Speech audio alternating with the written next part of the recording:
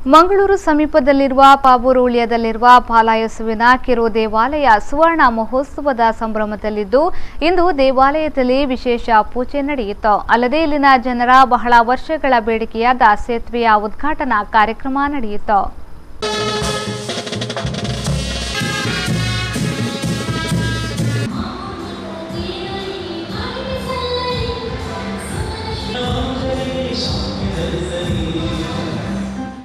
ಸಾವಿರದ 1968ರಲ್ಲಿ ಕಾಪುಜಿನ್ ಧರ್ಮಗುರುಗಳು ಈ ಪಜೀರ್ ಉಳಿಯ ಪ್ರದೇಶದಲ್ಲಿ ಒಂದು ಕಿರು ದೇವಾಲಯವನ್ನ ನಿರ್ಮಿಸಿದ್ರು.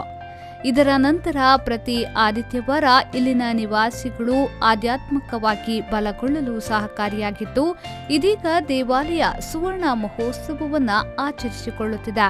ಜನವರಿ ತಿಂಗಳಲ್ಲಿ ಬಾಲಯೇಸುವಿನ ನೊವೇನ 9 ದಿನಗಳ ನೊವೇನ ಪ್ರಾರ್ಥನೆ, 14ರಂದು ಹಬ್ಬದ ಆಚರಣೆ, ಜೂನ್ ತಿಂಗಳಲ್ಲಿ 13 ದಿನಗಳ ಕಾಲ ಸಂತ ಆಂತೋನಿಯರ ಭಕ್ತಿ ಆಚರಣೆ, ಸೆಪ್ಟೆಂಬರ್ ತಿಂಗಳಲ್ಲಿ 9 ದಿನಗಳ ಕನ್ಯಾ ಮರಿಯಮ್ಮ ನೊವೇನ ಮತ್ತು ಹಬ್ಬದ ಆಚರಣೆ ನಡೆಯುತ್ತಿದೆ.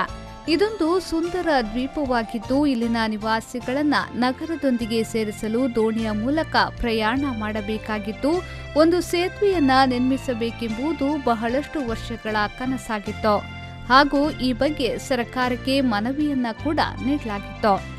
ಆದರೆ ಇದುವರೆಗೆ ಸರ್ಕಾರ ಸ್ಪಂದಿಸದೇ ಇರುವುದು ಬೇಸರದ ಸಂಗತಿ. ಇದೀಗ ಈ ದೇವಾಲಯಕ್ಕೆ ಬರಲು ಸೇತುವೆಯೊಂದನ್ನ ಪಾಬೂರು ಉಳಿಯದ ಬಾಲಯೇಸುವಿನ ಕಿರು ದೇವಾಲಯದ ಆಡಳಿತ ಮಂಡಳಿಯವರೇ ನಿರ್ಮಿಸಿದ್ದು ಇದರ ಉದ್ಘಾಟನಾ ಸಮಾರಂಭ ನಡೆಯಿತು.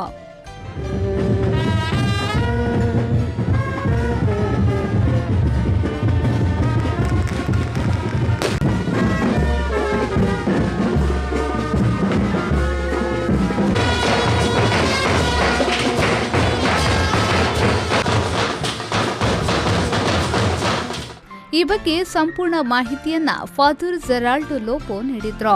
1968ರಲ್ಲಿ ಈ ಒಂದು ದೇವಾಲಯವನ್ನು ಇಲ್ಲಿ ಕಟ್ಟಿ ಪರಂಗಿಪೇಟೆ ಮೊಂತೆ ಮರಿಯಾನೋ ಚರ್ಚ್ ಫಾದರ್ಸ್ ಇಲ್ಲಿ ಬಂದು ಈ ಜನರ ಸೇವೆ ಮಾಡುತ್ತಿದ್ದರು, ಪ್ರತ್ಯೇಕವಾಗಿ ಆಧ್ಯಾತ್ಮಿಕ ಸೇವೆಗೋಸ್ಕರ. ಆದರೆ ಇಲ್ಲಿ ಬಹಳ ಕಷ್ಟ, ಈ ಜನರಿಗೆ, ಈ ಜನರ ಮಕ್ಕಳಿಗೆ ಇಲ್ಲಿ ಏನು ವಿದ್ಯಾಭ್ಯಾಸವಾಗಲಿ ಅಥವಾ ಯಾವುದೇ ಥರದ ಜೀವನೋಪಯೋಗದ ಮಾರ್ಗ ಯಾವುದೇ ಇಲ್ಲ.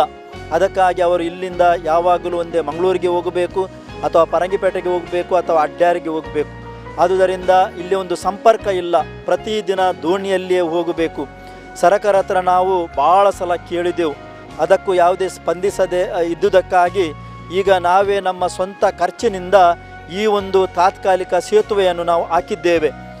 ಬಾಲಯೇಸುವಿನ ಕಿರು ದೇವಾಲಯ ಸುವರ್ಣ ಮಹೋತ್ಸವದ ಪ್ರಯುಕ್ತ ದೇವಾಲಯದಲ್ಲಿ ಮಂಗಳೂರು ಧರ್ಮ ಪ್ರಾಂತ್ಯದ ಧರ್ಮಗುರುಗಳಾದ ಅಲೋಷಿಯಸ್ ಪೌಲ್ ಡಿಸೋಸಾ ಅವರಿಂದ ವಿಶೇಷ ಪೂಜಾ ಕಾರ್ಯಕ್ರಮ ನಡೆಯಿತು.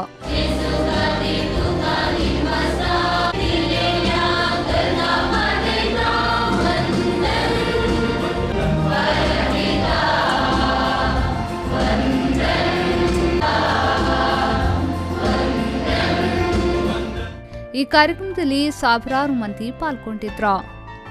ಶರಸಾಲಿಯನ್, B4 News 24/7 ಮಂಗಳೂರು.